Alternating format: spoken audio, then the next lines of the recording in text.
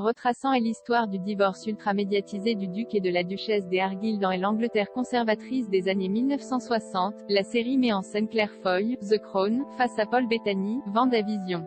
C'est le 4 février sur Salto. En 2018, A Very English Scandal, première saison d'une série anthologique de la BBC retraçant les affaires les plus marquantes de l'histoire contemporaine du Royaume-Uni, abordait celle du procès de Jeremy Thorpe, Hugh Grant, en 1979, leader du Parti libéral accusé d'avoir tenté de faire assassiner son ancien amant, Ben Whishaw, le tout réalisé par Russell T.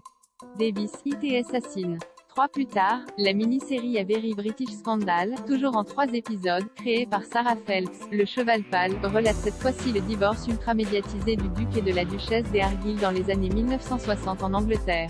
Une époque conservatrice qui n'a pas fait de cadeau à Margaret d'Argyll, femme mondaine qui a payé cher ses mœurs libérées en avance sur son temps.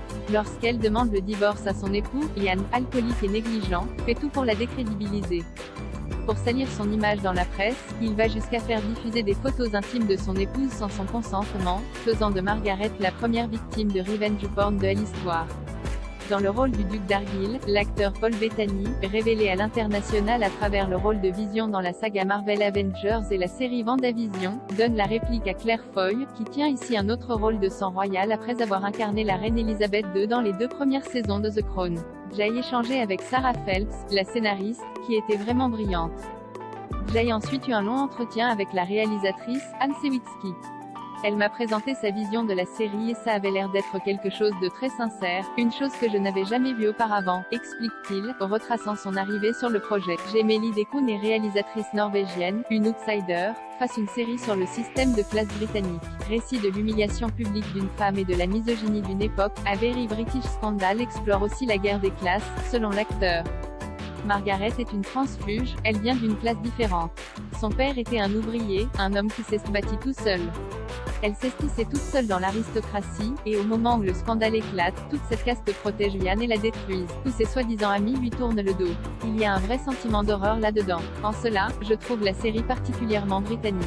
Pour interpréter Ian, Paul Bettany a puisé dans de nombreux articles et ouvrages sur la famille d'Argyll, même si, modère-t-il, tous ont été écrits par des hommes, ce qui biaise potentiellement l'image qui a pu être brossée de lui. Né en France, il combat pendant la Seconde Guerre mondiale, avant d'être capturé et envoyé dans un camp de prisonniers où il était torturé et affamé. Il hérite ensuite du duché d'Argyll suite au décès de son cousin en 1949, et épouse Margaret Wigham en 3e noces 2 ans plus tard. Ce qui ressortait des recherches que Jay fait était que de nombreux dégâts intergénérationnels avaient cours dans cette famille. Je pense que Ian s'est senti comme un raté toute sa vie, et une profonde haine de soi en rejaillissait. Je pense qu'il était vraiment sadique, il aimait torturer les gens, et en particulier les femmes qui partageaient sa vie. Ian était une sorte de pervers narcissique non diagnostiqué. Et ayant passé près de 30 ans dans l'industrie du cinéma, je n'ai pas eu besoin d'aller chercher bien loin pour trouver des pervers narcissiques dont je pouvais m'inspirer, ironise-t-il. Si Margaret échoue à obtenir le divorce face à Ian, celui-ci finit par payer cher sa victoire, puisqu'Oyle meurt peu de temps après la fin de leur relation. Des conséquences ses diverses addictions à l'alcool, au tabac et aux amphétamines. Je pense que Margaret l'emporte à la fin en refusant de continuer à jouer ce jeu avec lui. Ian n'a pas survécu très longtemps après qu'elle l'ait quitté. Saluant le travail de sa partenaire à l'écran, Paul Bettany révèle que la raison pour laquelle il a accepté de jouer dans la série, avant même d'en connaître le sujet, était qu'il s'agissait d'un projet avec Claire Foy, récompensée au Golden Globe pour sa prestation dans The Crown. C'est une actrice incroyable, she's a spectacular actress. Et j'avais l'impression qu'elle serait une partenaire de jeu très amusante avec laquelle travailler.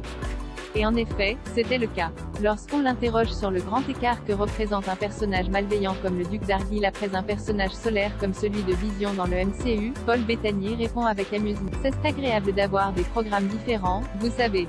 Passer de quelqu'un d'incroyablement chaleureux, la personnification de la chaleur humaine et de l'amour pour sa femme, à quelqu'un qui est l'incarnation de la cruauté froide et du narcissisme égocentré.